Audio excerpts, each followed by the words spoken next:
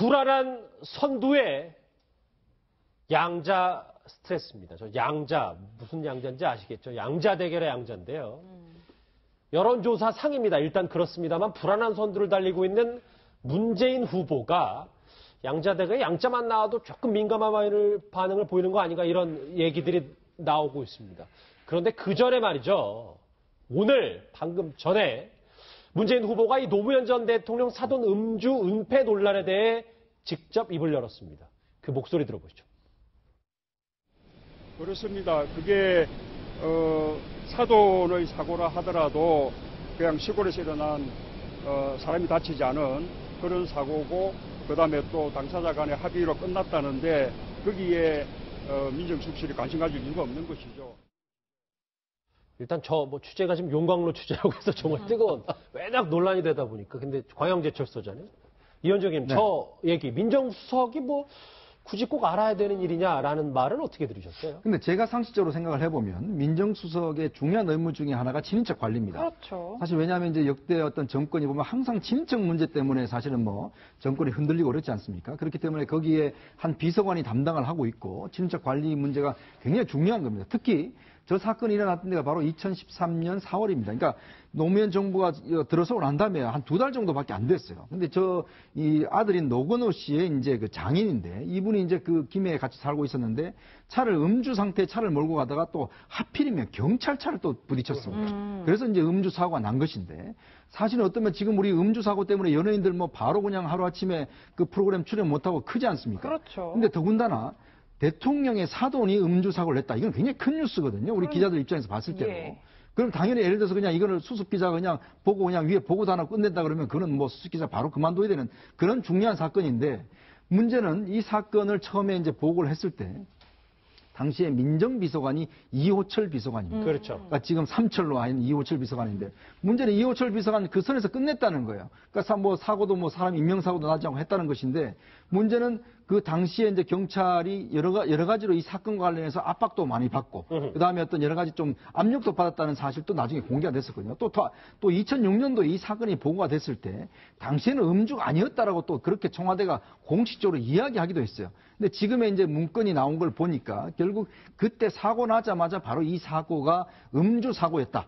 그리고 이제 이거는 음주의 또 어떤 면에서 보면 이제 접촉 사고였지 않습니까? 근데 이런 중요한 문제를 사실 당시에 민정수석이 보고받지 않았다. 더군다나 대통령의 사돈에 관련된 사건인데 저는 그래서 문재인 후보의 해명 자체가 제 상식적으로는 좀 납득이 안 됩니다. 예, 말씀하신 것처럼 얼마나 큰 사고였는지 말씀해 주셨는데 답변이 시골에서 그냥 일어난 사람이 다치지 않은 그런 사고다. 조금 해명이 좀 부족하다라는 느낌도 들고 말씀하신 것처럼 문재인 후보가 당시에 알고 있었을 가능성이 참 높지 않았을까요? 당연히 알고 있었죠. 그러니까 보고 받았을 가능성 99%가 아니고요. 100%입니다. 그러니까 저거는 오늘 지금 당시 청와대 행정관이었던 이 사람, 인물의 네. 오늘 한 석간 신문의 보도 내용입니다. 네. 말씀하십시오. 만약에 보고가 안 이루어졌다면 그거야말로 엄청난 내부적인 내부 사고죠. 당연히 이루어져야 될 보고가 안 이루어졌기 때문에. 그래서 아마 내부에서 청와대에서 아마 난리가 났을 그런 사안입니다. 그런데 그렇기 때문에 절대 그럴 가능성이 없다라고 보고요. 우선 그 사고 당사자가 그 사돈이란 분이 사고 당하고 경찰한테 큰 소리로 막 이야기를 했다는 거 아니에요. 그러니까 내가 이 노무현하고 무슨 관계인지 니네들 알아? 이런 식으로 이제 호통을 치고. 자, 그렇게 되면 현장에 있는 경찰들이 얼마나 긴장을 하겠습니까? 안 그래도 지금 거기 노무현 전 대통령 자택이 있는 그런 곳인데. 그러니까 당연히 그런 정도 되면 윗선으로 보고가 쫙 올라갑니다. 아니 여기 지금 한 분이 사고를 냈는데 경찰차를 들이받은 분이 자기가 노무현 전 대통령하고 특별한 관계라고 얘기를 한다. 이거 어떻게 처리할까요? 당연히 보고하지 않겠습니까? 그렇겠죠. 쭉쭉쭉 보고 올라가고 아마 실시간으로 그대로 전화가 아마 청와대 민정수석실까지 갔을 가능성이 전 훨씬 더 높다라고 생각합니다. 이번에 이제 보도가 나온 이제 문건으로 된 보고서는 나중에 만든 보고서고, 그러니까 그렇게 해서 일단 유선으로 먼저 보고가 올라갔을 가능성이 지금 굉장히 높고, 거기서 이미 지시가 내려갔겠죠. 어떻게 좀 정리를 해라. 라는 식으로. 그래서 아마 그런 식으로 진행됐을 가능성이 굉장히 높고, 그 이후에 이제 내부 문건 보고서가 만들어졌겠죠. 그리고 처음에 구두보고 당시에 이렇게 쭉 올라갔다라고 치면요. 그날 만약에 이제 음주운전 사고니까 야간이었을 것 같고, 그 다음날 아침쯤에는 노무현 전 대통령에게도 당연히 구두로라도 보고가 당연히 됐을 겁니다. 그렇게 봐야 되고, 이건 문재인 전 대표뿐만 아니고 문재인 후보요. 예. 문재인 후보뿐만 아니고 노무현 전 대통령까지도 구두 보고는 적어도 이루어졌을 가능성이 알겠습니다. 굉장히 높다 이렇게 생각합니다. 이거에 대해서 국민의당 오늘 맹공격을 펼쳤습니다. 그 목소리 들어보시죠. 몰랐다면 무능력이고 알았다면 직무유기입니다. 대통령 친사돈이 사고를 냈는데 민정수석이 보고를 못 받았다라는 것은 이해가 가지 않고 지나가는 소가 웃을 일입니다. 그러니까 몰랐다면 무능력, 그러니까 보고 체계가 안 갖춰졌다. 그리고 알았다면 직무유기가 거짓말을 하고 있다라는 얘기인데 이거에 대해서 김성환 평론가님은 어떻게 보세요? 알았을 가능성이 높죠. 이거는 몰랐다고 하는 게 글쎄요. 무능력이라는 얘기로 이거 넘어갈 수 있을까요? 근데 지금 오늘 몰랐다고 하는 거예요. 네, 물론 그렇게 얘기는 하고 있는데 제가 볼 때는 알았을 가능성이 훨씬 더 높다고 생각하고요. 뭐 우리 이제 몰랐다고 얘기하는 거는 김기춘 전 비서실장 같은 사람들이 하는 말이니까. 예. 근데 지금 이제 말씀하셨던 것처럼 아래에서 보고되는 방식은 아니었을 거라고 저는 생각해요. 왜냐하면은 대통령 사돈쯤 되면은 이미 경찰이 관리하고 있을 거예요. 청와대부터 시작해가지고 기본적으로 사돈과 관련돼 있는 관련돼 있는 사람들에 대해서는 해당 관할 파출소, 경찰서까지 전부 다 얘기가 가 있었을 그랬겠죠. 거라고 생각되고요. 네. 그 뭐 기본적으로 정보 라인을 통해서 전부 가 있을 거라고 보고, 그리고 그 동네에서 만약에 그렇게 넓지 않은 동네잖아요. 사고 났다 그러면은 누군지 금방 알 수 있었을 거예요. 그러면은 아마 한 단계만 보고가 됐다 하더라도 곧바로 제가 볼 땐 청와대로 올라갔을 거라고 봐요. 그러니까 청와대에 올라가서 보고를 받았을 거고, 그러니까 보고를 받았다고 하면은 이걸 어떻게 당연히 언론에 보도가 될 거라는 걸 알았을 테니까 이걸 어떻게 잘 원만하게 해결하는 방법이 없겠느냐 이러면서 아마 굉장히 고민을 많이 했을 것 같고, 그런 면에서 이게 해당 경찰관은 압박으로 받아들였을 가능성이 있지만 어찌됐든 청와대에서는 가능하면 소리 소문 없이 큰 자분 들리지 않게 해결했으면 좋겠다고 하는 쪽으로 해결을 하려고 했었던 거 아닐까. 그러다 나중에 이제 언론 보도로 이제 뭐 펑하고 터져 나온 거겠죠. 그렇습니다. 저도 지금 그 말씀이 굉장히 중요한데요. 축소됐을 가능성이 저는 상당히 있을 가능성이 있다고 봅니다. 이 사건 같은 경우에 단순 음주에서 대물 사고인지 아니면은 정말 대낮인지 어떤 모르겠습니다. 갖다 박아서 그 경찰이 다쳤는지 굉장히 중요하거든요. 단순 물적 사고가 아니고 인적 사고가까지 났다라고 한다고 하면은 사고 낸 사람 처벌 수위가 상당히 높아집니다. 예. 그런데 말씀하셨듯이 대통령의 사위란 이유로 해서 사건을 축소하고 그냥 단순 음주로 끝냈는지 알겠습니다. 아마 앞으로는 이 부분에 대해서도 쟁점이 될 가능성이 있지 않을까 싶습니다. 일단 뭐 여기 계신 네 분은 문재인 후보가 알았을 가능성이 크다. 뭐 청와대 행정관도 그렇게 얘기했는데 오늘 문재인 후보는 본인은 뭐 알았을 개연성, 그러니까 뭐 그 정도 사고가 아니었다라고 해명을 했거든요. 앞으로 어떤 논란이 커질지도 좀 지켜봐야 될 것 같습니다. 그런데 이제 문재인 후보 측에는 이현정 의원님 네.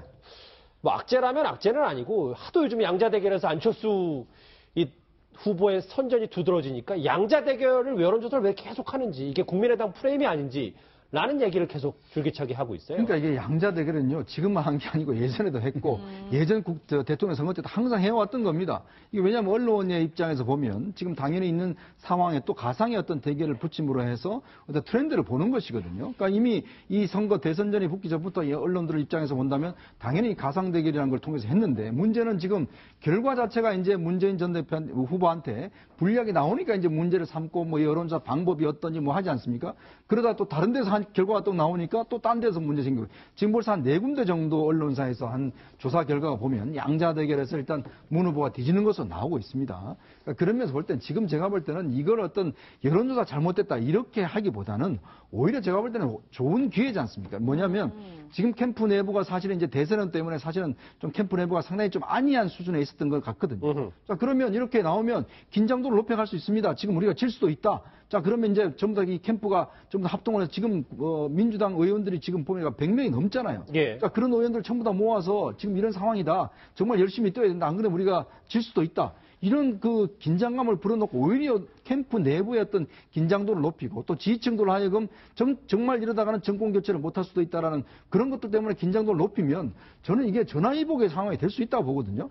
근데 문제는 자꾸 이 문제를 가지고 아니다라고만 이야기를 할 게 아니라 언론사하고 뭐 계속 뭐 선관위에다가 제대로 했는지를 뭐 조사를 갖다가 뭐 해달라고 지금 건의할 이럴 게 아니라 오히려 이런 것들을 내부 단속용으로 쓰는 것 자체가 좋은데 왜 자꾸 이 문제를 제가 볼 때는 자꾸 여론조사 문제로 제기하는 것인지 좀 이해가 되지 않습니다. 예. 그런데 문 후보 측에서 이 양자 대결뿐만 아니라 신경 써야 될 부분이 6자 대결 결과도 나왔는데 5차 법인의 접전을 펼치고 있다는 결과가 나왔어요. 그래서 일각에서는 문재인 대세론보다 양강 구도가 더 맞는 말 아니냐 뭐 이런 얘기들도 있더라고요. 그러니까 양강 구도라는 말은 그러니까 5자 구도 내에서 그 지지율이 쏠려서 양강 구도가 되는 거다 이런 건데요.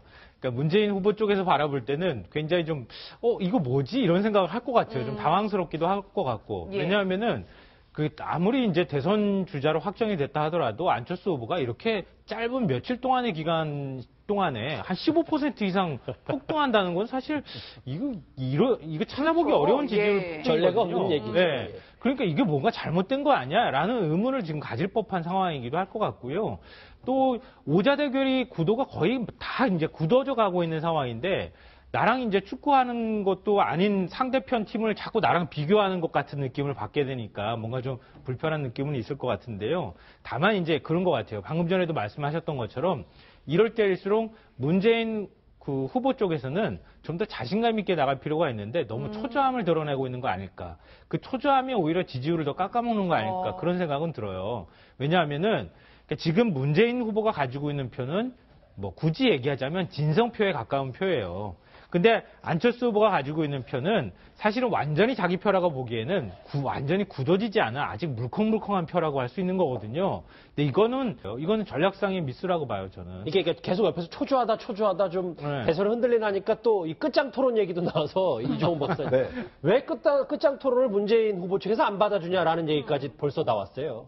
그러게요. 그러니까 근데 사실은 이게 뭐 선거법상 여러 가지 이제 그 규제가 많지 않습니까? 우리나라 같은 경우는 아직까지는 그 양자 토론을 지금 할 수 있는 그런 환경이 안 됩니다. 예. 그래서 이제 아마 다음 이제 대선 정도 돼야 이제 우리가 양자 토론을 볼 수 있을 것 같고 국민들은 그런 희망은 하죠. 그러니까 미국식으로 이렇게 두 사람이 가장 강력한 그 두 후보가 좀 선거 때 아주 어떻게 보면 열띤 그런 토론을 벌여서 뭔가 이렇게 검증을 제대로 해내는 이런 것이 이제 필요하긴 하고 안철수 뭐 후보 입장에서도 이제 뭐 이런 제안을 적극적으로 해서 이제 어떻게 보면 양자 구도를 가능하면 굳히기 하기 위해서 애를 쓰고 있는 그런 모습이긴 한데 당장은 좀 어려울 것 같다. 근데 정치 평론가도 지금 굉장히 힘들어졌어요.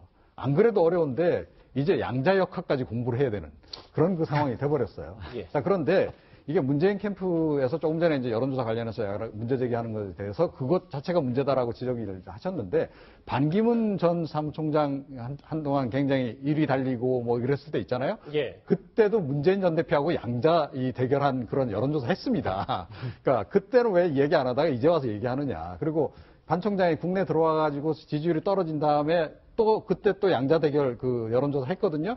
그때는 문재인 후보가 이기는 거로 나온 그런 그 양자 대결 그 여론조사 결과도 여러 개 있습니다. 그래서 좀 객관적인 필요가 있다. 이런 상황에 대해서 그렇게 생각합니다.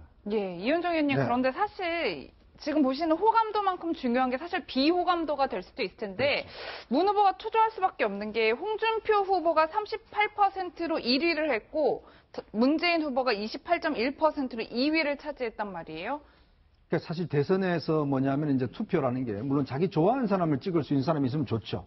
그렇지만 또 자기가 싫어하는 사람을 안 되게 하기 위해서 자기가 그래도 좀 덜 싫어하는 사람을 찍는 그런 투표 성향도 있거든요. 예. 그러니까 그런 면에서 이제 저는 이제 우리가 비호감도를 사실 여론조사 합니다. 그러니까 저런 것들을 분석을 해서 얼마만큼 비호감도가 높으냐. 지난번 이제 힐러리와 트럼프 조사 같이 사실은 이제 힐러리 후보가 여러 것 조사에서 아주 이기는 걸로 나왔지만 결국 나중에 떨어졌지 않습니까? 그 이유가 뭐냐면 힐러리에 대한 비호감도가 굉장히 높았어요. 그러니까 단적인 예는 뭐냐면 힐러리가 사람들 앞에서 한 번도 먹는 모습을 보여준 적이 없습니다. 그러니까 그냥 우리 선거 한때 보면 뭐 안철수 갖고 막 시장에서 먹고 하잖아요. 그렇죠. 힐러리는 한 번도 보여준 적이 없어요. 왜 안 보여줬냐 하니까 그 사람들 앞에 좀 추해 보이기 싫어서 나 안 보여줬다 하는데 그게 어떤 사람들 입장에서 보면 정말 저 사람은 너무 잘나고 너무 똑똑한 여자고 사람들 앞에 하나의 빈틈을 보이지 않는 걸 한다. 이런 것이거든요. 그러니까 트럼프와 힐러리 비교하다 보니까 더 누가 비호감이냐에 따라서 결과가 이제 나눠졌어요. 자, 이분도 마찬가지지만 지금 홍준표, 문재인 1, 2를 다투고 있는데 사실 문재인 후보 입장에서 본다면 앞으로가 문제입니다, 사실은. 얼마만큼 이제 더 확장을 해야 되잖아요. 그렇죠. 지금 우리 선거가 보면 항상 2%, 3%에서 결론이 나거든요. 그러면 문재인 후보한테는 1%, 2%가 중요한데 비호감도가 자꾸 높아진다는 것은 그만큼 자기를 실어서 다른 사람을 찍는 사람이 많다는 이야기거든요. 그런 면에서 제가 볼 때는 선거 전략을 이제부터는 좀 바꿀 필요가 있지 않느냐. 경선용 선거 전략이 있다라면 본선용 문재인 후보 입장에서는요. 그렇죠. 선거 전략은 좀 변화시킬 저는 필요가 있다고 봅니다. 글쎄 다음 주가 되면은 문재인 후보가 다시 살아날 수도 있고 뭐 선거라는 건 모르니까. 근데 이번 주는 확실히 악재만은 분명한 게 오늘 드디어 어제부터 얘기 나왔던 이현주 의원이 탈당을 결심했습니다. 그 목소리 한번 들어보시죠. 사실 탈당하고 싶지 않죠. 웬만하면 있으면서 이 안에서 뭔가 바꿔내고 싶죠. 근데 결과를 보면서 더 이상 희망이 없다는 생각을 했습니다. 근데 어차피 결정은 제가 혼자 하는 것이고 또 다른 분들도 그분들이 각자 자기의 입장과 여러 가지 여건에 따라서 본인이 스스로 결정하시는 거기 때문에 그 나머지 분들이 어떻게 하실지 이런 것들은 스스로 결정하실 거라고 생각합니다. 울먹이네요. 그러니까 문재인 후보 곁에 있다가 이제 오늘 잠시 뒤면 안철수 후보 곁으로 갑니다. 예. 저기서는 이제 바로 카메라 앞에서는 이런 얘기를 안 했지만 속내는 저런 얘기를 했다는 얘기도 있어서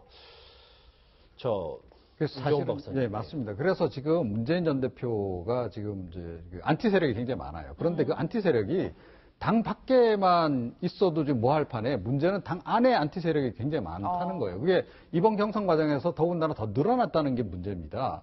그러니까 경선 과정에서 안희정 지사 지지 세력 또 이재명 시장 지지 세력 아니 후보 본인을 공격하는 것 정도는 그래도 이해를 할 수 있는데 그 후보를 지지하는 사람들까지도 공격을 해대면 어떻게 되냐는 거죠. 그건 지지자들이 하는 거니까 뭐 완전히 똑같다. 그러니까 자기네들끼리 싸움이다라고 이렇게 넘어갈 수도 있는데 예. 그런 수위를 좀 넘었더라고요. 제가 이렇게 보니까 그러니까 문재인 후보를 지지하는 사람들의 그 공격의 수위라고 하는 것이 굉장히 감정을 상하게 하는. 그러니까 조금 전에 이제 뭐 벌레 같은 뭐 이런 표현도 등장합니다만 그런 정도로까지 심하게 공격을 해버리더라는 거죠. 자 그러다 보니 이 감정이 잘 추스려지지가 않는 겁니다. 그리고 지금 뭐 안희정 지사를 지지했던 사람도 그렇고 이재명 시장을 지지했던 사람도 그렇고 이럴 바에는 차라리 이렇게 지금 돼버리는 거거든요. 자 그래서 실제로 지금 이제 마음이 좀 꽤 떠난 상태다. 그리고 당 안에 지금 이현주 의원하고 뭐 최근에 최명길 의원도 지금 이제 탈당을 하지 않았습니까? 그래서 이제 국민의당으로 몸을 옮긴 상태인데 최명길 의원은 아직 국민의당 가지는 않았죠. 예, 그렇죠. 그러니까 제가 말씀드리고자 하는 건 뭐냐면, 예. 그러니까 몸은 비록 더불어민주당 안에 있지만 마음이 떠난 그 비문 세력들이 꽤 된다라고 하는 거. 그러니까 그 부분을 지금 빨리 추스리지 않으면 문재인 전 대표가 지금 이 박스권에서 탈출하기가 쉽지 않을 것이다. 예. 그게 1단계고 그 다음에 이제 당 밖에 이제 세력들을 좀 직결시켜 나가는 그런 것이 필요한데 제가 보기에는 지금 이런 여러 가지 의혹들에 대한 해명도 지금 굉장히 좀 부적절할 뿐만 아니라 언론 대응에 있어서도 저는 굉장히 좀 부적절한 행보를 계속 보이고 있다. 너무 언론을 압박하는 형태로 지금 계속 하고 있는데 자 이런 식으로 해서 언론을 계속 적을 만들어가지고 과연 어떻게 하려고 하는지 좀 걱정입니다.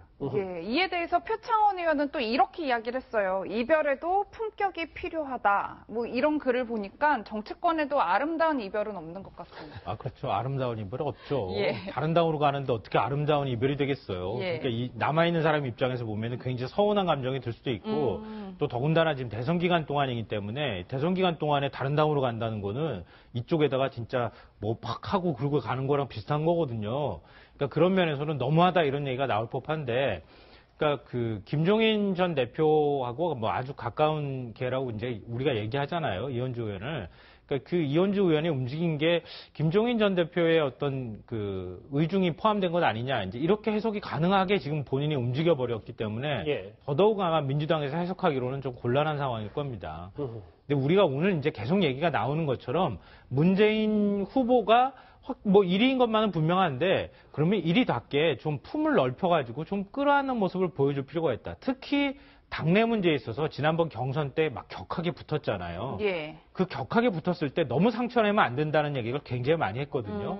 그러니까 안희정 지사나 그다음에 이재명 시장 측 사람들 또 지지자들을 좀 품이 너르게 이렇게 훅 안고 들어왔으면 참 좋았을 텐데 모양도 좋고 지금 그걸 잘 못하고 있는 것 아닐까. 그 상징적인 장면이 이현주 의원이 튀어나온 거다 당에서 이렇게 보여요. 그러니까 앞으로 문재인 전 대표는 좀 이렇게 품 넓은 모습들을 자꾸 보여가면서 이재명 시장 같은 경우에는 저 가족사 굉장히 안 좋은 것도 그냥 이렇게 굉장히 솔직하게 훅 해명하니까 큰 논란 없이 그냥 넘어가잖아요. 그러니까 뭐 약간 곤란한 게 있더라도 솔직하게 그냥 설명하면 아까 민정수석 그 노무현 전 대통령 그것도 사전 마찬가지고요. 예. 그렇게 설명하고 그 당시에 이랬습니다. 그러니까 대통령도 계시고 그런 상황에서 그랬다고 막 한다던가 아니면 뭔가 좀 이렇게 잘 고비고비마다 좀 이 위기를 넘겨가는 모습 있잖아요. 그것도 또한 대통령으로서 한 자격 조건 중에 하나거든요.